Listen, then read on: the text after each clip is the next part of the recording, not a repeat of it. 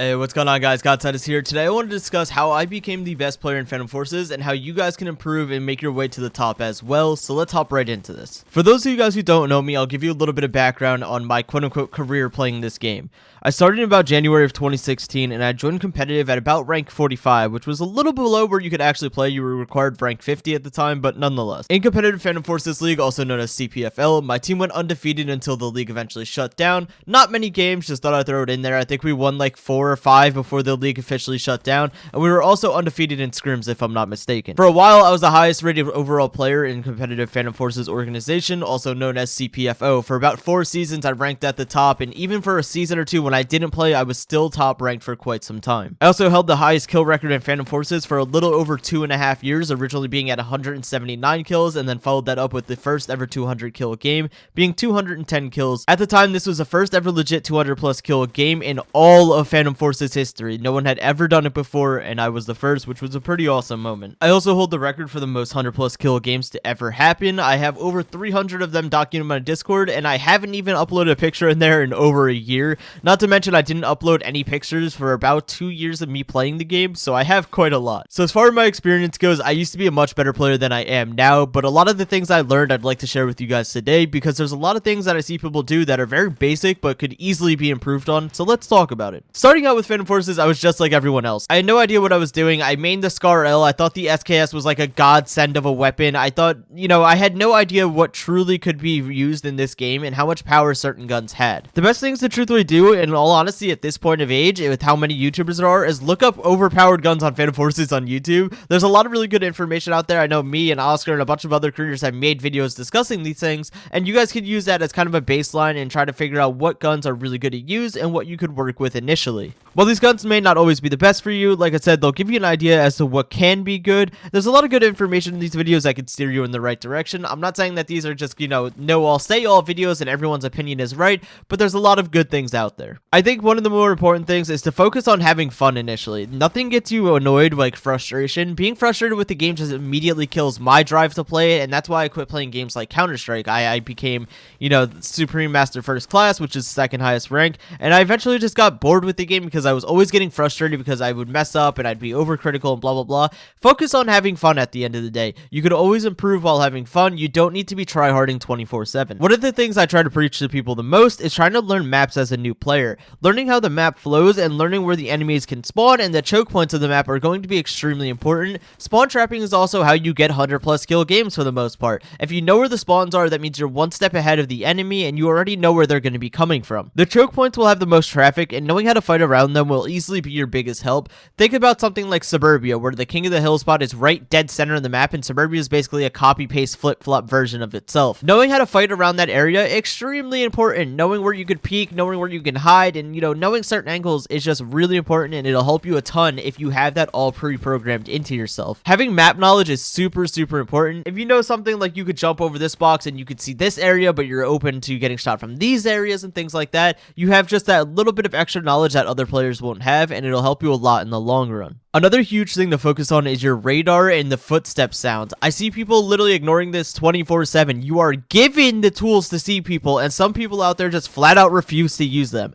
Footsteps can take a while to get used to, and there's very much a difference between hearing someone's footsteps and hearing someone's footsteps. It's like active listening and active hearing. When you're hearing something, sure, you hear it, but you're not comprehending. When you're listening, you're actually paying attention and fully understanding what's being said to you. You'll eventually know how far they are, the exact path they take, and then you can even move yourself to fight them appropriately. The radar is just a given, guys. If you're just flat out ignoring it, people could be shooting right near you and you're purposefully not seeing where they are. Granted, there's sometimes when there's a lot of gunfighting going on and you could hear a lot of guns going off, but you may not be able to pinpoint who's a teammate and who's an enemy. Just look at your radar and always be aware of your surroundings. You also want to learn to target the correct people, or something called target acquisition if I'm not mistaken. You'll see it all the time where there's a group of enemies and someone shoots a guy who's not paying attention to them first and ends up dying. Although it happens in a split second, practicing on focusing on the appropriate threats and not the first target you see is a huge bonus. If you come around a corner and you see a guy holding an SMG looking away from you and someone holding a sniper staring at you, go for the obvious threat. Now, initially you may think that the sniper looking at you is the obvious threat, but it really isn't. If you're that close to them, the sniper will just one-shot you most of the time anyways, so no matter what happens, he is in no way, shape, or form as much of a threat as the SMG guy. Go for the SMG guy first, because if that sniper one hits you anyways, why does it matter? Use your movement to avoid the sniper, kill the guy with the SMG who could full auto you, and then focus yourself back on the sniper. Certain things like this take a lot of time to learn. You'll eventually, be a nerd and be able to tell what guns people are using just by looking at them. It all happens in a split second, and it really comes down to muscle memory. It's something that you just kind of program into yourself. I think learning to abuse head glitching is another really important factor. Head glitching is making it so that only your head can be seen, which in turn makes you harder to hit and harder to see overall. This will be extremely vital and will eventually become a natural thing you do. Taking cover is super important, and you want to try your best at all times to avoid being caught in the open. Just make yourself more difficult to hit. Seems like an easy concept, but a lot of people neglect it. Another huge issue I always see is people having the wrong sensitivity for them. I see it all the time, not just in Phantom Forces, but in other FPS games where people want to be that guy who can hit those crazy flicks and those crazy highlight plays, but the truth is not everyone can do that. While those are awesome and all, the sooner you understand that your aim improves faster with tracking rather than flicking, you'll improve much quicker. Hitting flicks does have its own skill to it, 100%, but it's by far the hardest thing to master. You want precise, accurate tracking more than anything, especially in a game like Phantom Forces with fast movement. Focus on being accurate rather than being flashy, and having a super fast sensitivity is not doable by most of the people playing FPS games.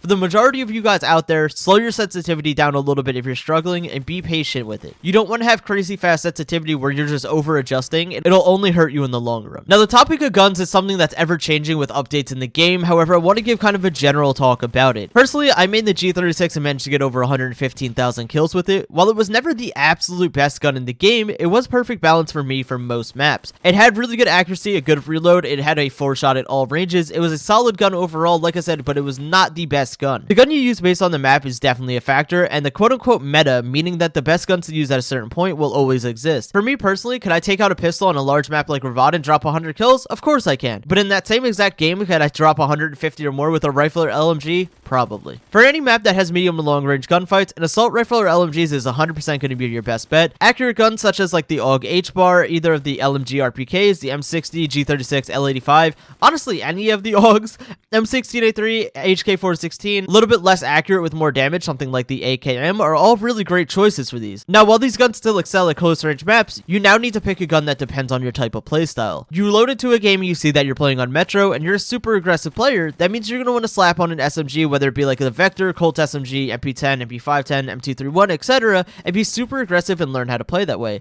If you're more of a passive player, keep your assault rifle and play at longer angles, and keep something like a Tech 9 to play at those close ranges. As a player, you need to choose a playstyle to really focus on. If you have a slower reaction time and want to focus more on your aim, those long ranges with accurate guns is definitely going to be your spot. You have faster reaction speeds and want to play really aggressive, then go ahead and push it to their spawn and be the little speed demon you are. Understand that your playstyle is not 100%, you are able to adjust as the game goes on and depending on the map or whatever you're feeling that day, but you want to focus on one specific style that you could really hone in on and focus on and become really good at. Everyone has their ability to play in every single position, but you want one that you're top tier at. So movement is probably the most important thing in this game, and some people just are flat out bad at it. I think the main thing you need to take away from this section of the video is going to be that you need to move with purpose. You just learned to super jump, that's awesome. Now you need to learn when to super jump. You like to slide around a lot, learn when you need to slide. Things like this are super important, and being unpredictable and having each move set up for the best case scenarios is your best bet. So let me give a scenario here. You're trying to capture B, there's one player on B right here. He's a high level player, you played against him already, you know that he can expect the unexpected. So here's what you do. Understand that your movement has cooldown, right? So if you wanted to sit right here, the player's right on B, you could slide around this corner and get him, sure. You can come over here and you could slide around this corner. Those are two options. You could also come up here with a super jump and just blast him right away. You have all three of those options, but now let's weigh the pros and the cons of these. If you slide over here, you're opening yourself to there, up there, oh, that entire up top area actually, and this guy here. You don't know if there's anyone up here. You don't know if there's anyone over here. You're opening yourself up. Let's say you're using the SR3M, really powerful close range gun, right? Slide over here, you open yourself up. Over here, you could already see right here. You don't need to peek out to clear this area. You come right here, you slide right here. Not only are you going to be lower, making you harder to hit, he won't be able to see you as well, but you're also clearing off a lot less area. People can now only see you from up here if they even see you. So from here, you get this easy kill, you're open to a lot less areas, and you've already cleared over here for the most part, you're a lot more safe. Now, if you have some more map knowledge and you know that there's no one up here, you quickly peek like this to clear this area. Jumping up top here now opens you up to the flash play, where you come up super fast and he's not expecting you, and you just quickly mow him down, and that's that. Now you're only open to up here and back here. Most of the times, people that go up here usually aren't going to stay up there. They're going to start moving around and kind of traversing around the map. So when you come up here like this, you make that flashy play and you're good to go. All of it really comes down to your playstyle and your patience. Me, personally, if there's a guy right here, I'm going for the flashy play. I trust that I'm aggressive enough as a player to win that gunfight, and I'm not really worried about my KD or anything like that. A lot of other people, it's easier to take the safer route. Check over here. While he may hear your footsteps right here, he now also needs to predict what you're going to do.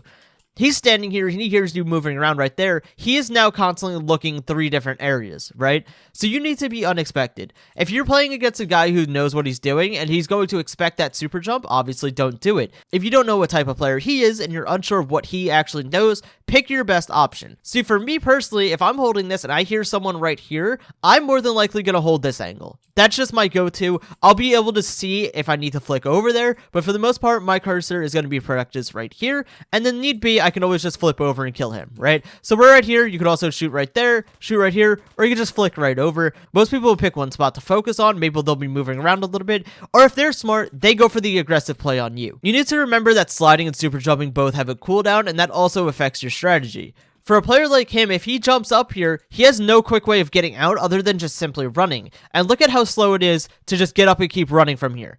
It's quite slow, right?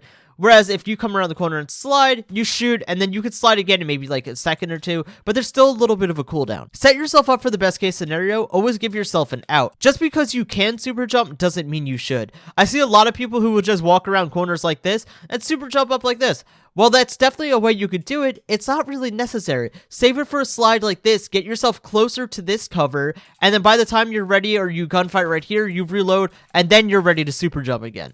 You don't want to just super jump, because watch how slow this entrance is compared to the slide.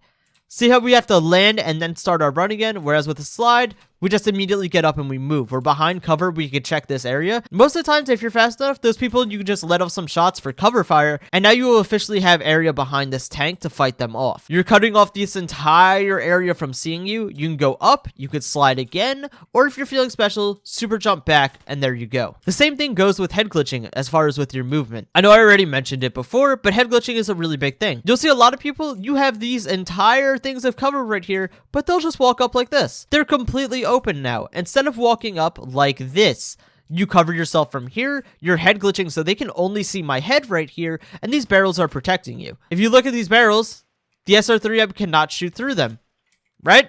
So if you're behind these barrels, maybe they could shoot between this little slit in them, but that really isn't too much. So instead of just waltzing up like you own the place and walking right out in the open and leave yourself open to up there, down here, and over here, have some cover, walk up, get the head glitch so you could clear here, clear the site like this by sweeping around, and then if you need to, you can always just slide backwards, since that's now a thing. Most importantly, no matter what you do, be critical and analytical of yourself. You will see me talking about a lot in some videos and streams, and flat out, I'll call out myself when I make dumb decisions and talk about how I could have won in certain scenarios. You need to focus on the mistakes that you made and how to improve next time, but also remember that sometimes things can go absolutely perfectly and you can do everything right and you still lose. Things like aim are something that you improve with time, and some people are just naturally better than others, but being all aim no brain will only get you so far. You have amazing aim and you're holding a good angle? That's awesome, because you can hold that angle as much as you want. If I just drop a perfectly timed grenade on you, you die and I win that area. You now have lost map control, I now have it, and things turn really fast. Nobody makes it to be the best player in any game or one of the top players in any game just by having good aim.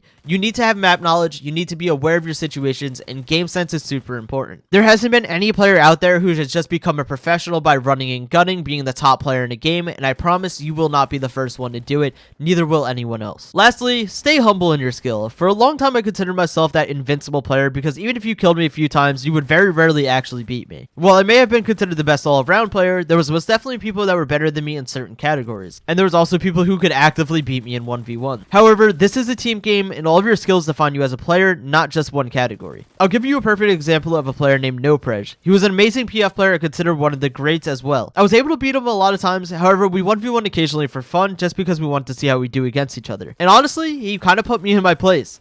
I was and still am a super aggressive player, and I will almost never wait for you to come to me. In our first 1v1, I ended up beating him, but he learned that game that no matter what he did, I would always push him, even if he just sat there and waited for 10 minutes. I would eventually get bored because I wanted to gunfight.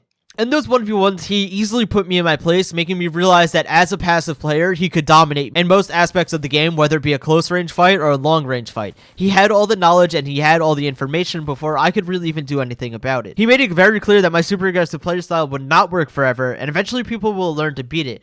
In those one-on-one scenarios where I'm all he had to focus on, that's all he had to focus on, and beating me wasn't that hard to him. In all honesty, I was confident enough in my gameplay that I could beat any matchup no matter what because I was as good as I was, but that just wasn't the case. The truth is, I could have been a lot better at the game if I wasn't so cocky, and I listened to advice that others tried to give me, and I just adjusted to how I was playing. Nowadays, I don't play much at all because of work and school and just life as a whole, but the things I learned in the past few years will still stick to me.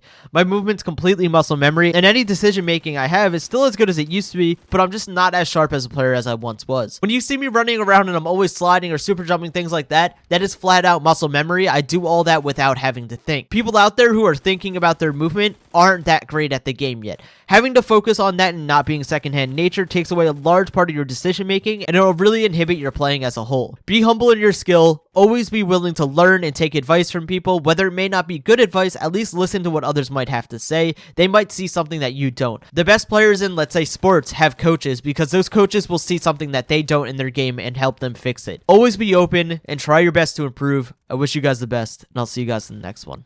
Peace out.